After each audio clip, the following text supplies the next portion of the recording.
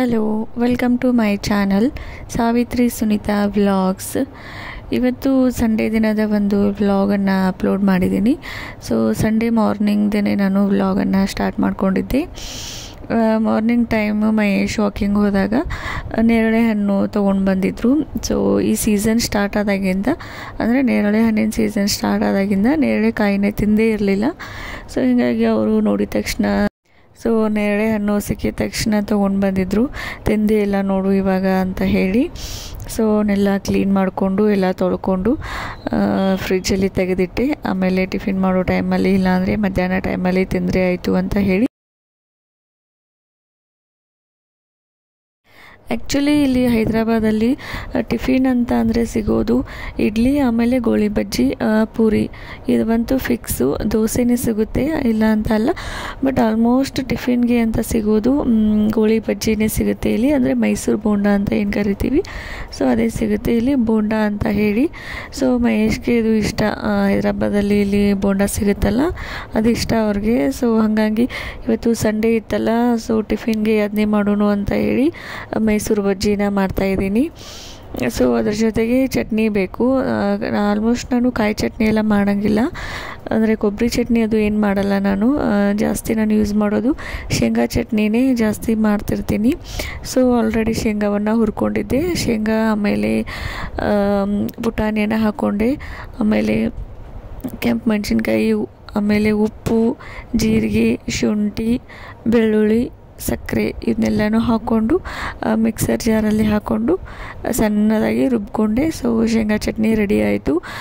Actually ಇದರ ಜೊತೆಗೆ ಕಾಯಿ ಚಟ್ನಿನೇ ಟೇಸ್ಟ್ ಆಗುತ್ತೆ, ಅಂದರೆ ಕೊಬ್ಬರಿ ಚಟ್ನಿನೇ ಟೇಸ್ಟ್ ಆಗ್ತೈತಿ. ಬಟ್ ನಾನು ಅದನ್ನ ಜಾಸ್ತಿ ಮಾಡಲ್ಲ ಮನೆಯಲ್ಲಿ. ಮನೆಯಲ್ಲಿ ಎಲ್ಲರಿಗೂ ಶೇಂಗಾ ಚಟ್ನಿನೇ ಇಷ್ಟ ಆಗುತ್ತಲ್ಲ, ಸೊ ಹೀಗಾಗಿ ಅದನ್ನೇ ಮಾಡ್ತೀನಿ. ಆ್ಯಂಡ್ ಆಲ್ಮೋಸ್ಟ್ ನಾನಂತೂ ಚಟ್ನಿ ತಿನ್ನೋದೇ ಇಲ್ಲ. ದೋಸೆ ಆದರೂ ಅಥವಾ ಇಡ್ಲಿ ಆಯಿತು ಅಥವಾ ಬಜ್ಜಿ ಆಯಿತು, ಹಾಗೆ ತಿಂತೀನಿ, ಚಟ್ನಿ ತಿನ್ನೋದೇ ಇಲ್ಲ. ಸೊ ಹೀಗಾಗಿ ನನ್ನಂತೂ ಅದರಲ್ಲಿ ಇನ್ಕ್ಲೂಡ್ ಮಾಡ್ಕೊಳ್ಳೋದೇ ಇಲ್ಲ ನಾನು.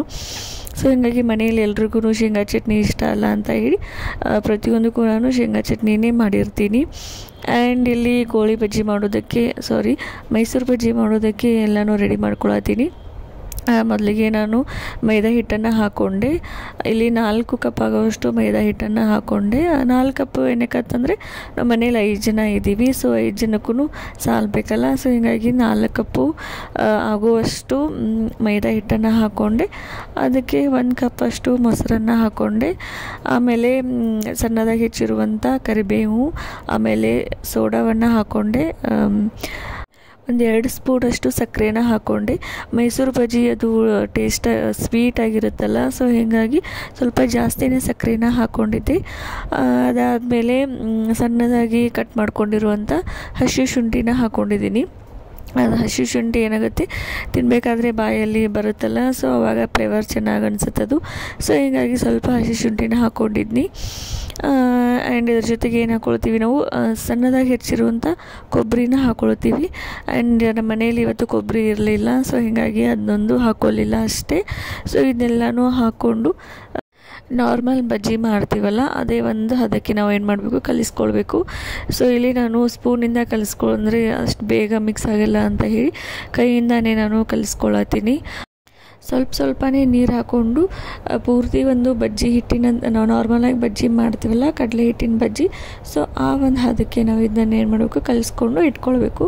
ಸೊ ಹಿಟ್ಟೆಲ್ಲ ಕಲಿಸ್ಕೊಂಡು ಆದಮೇಲೆ ಏನಿಲ್ಲ ಅಂದರೆ ಒಂದು 10ರಿಂದ 15 ನಿಮಿಷ ಇದನ್ನ ನೆನೆಯೋದಕ್ಕೆ ಇಟ್ಬಿಡಬೇಕು. ಅದಾದಮೇಲೆ ಬಜ್ಜಿನ ಮಾಡೋದು.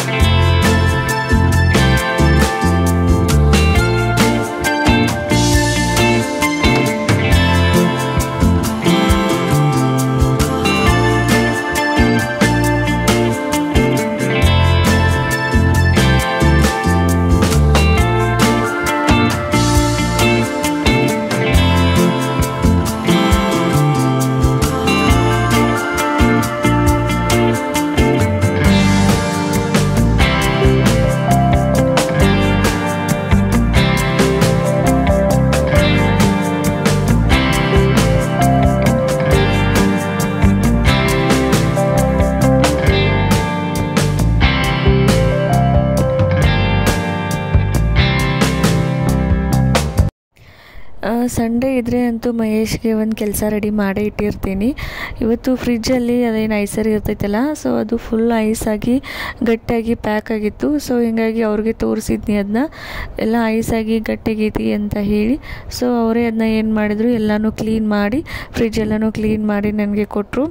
ಸೊ ಸಂಡೇ ಇದ್ದರೆ ಅಂತೂ ಬಿಡೋದೇ ಇಲ್ಲ, ಏನಾದರೂ ಕೆಲಸ ಮಾಡೋದಕ್ಕೆ ಹೇಳಿರ್ತೀನಿ, ಬಟ್ ಅವರು ನನಗೆಲ್ಲ ಹೆಲ್ಪ್ ಮಾಡ್ತಾರೆ. ಅದರಲ್ಲಂತೂ ನಾ ಭಾಳ ಲಕ್ಕಿ ಅದೀನಿ. ಆ್ಯಂಡ್ ಇವತ್ತು ಮಂತ್ಲಿ ಶಾಪಿಂಗ್ ಇತ್ತು. ಸೊ ಹೀಗಾಗಿ ಮುಂಜಾನೆ ಪ್ಲ್ಯಾನ್ ಮಾಡ್ಕೊಂಡಿದ್ವಿ ಈವ್ನಿಂಗ್ ಟೈಮಲ್ಲಿ ಡಿಮಾರ್ಟ್ಗೆ ಹೋಗೋಣ ಅಂತ ಹೇಳಿ. ಡಿಮಾರ್ಟ್ಗೆ ಹೋದರೆ ಅಂತೂ ಮುಗೀತು, 2 ರಿಂದ 3 ತಾಸು ಬೇಕಲ್ಲಿ.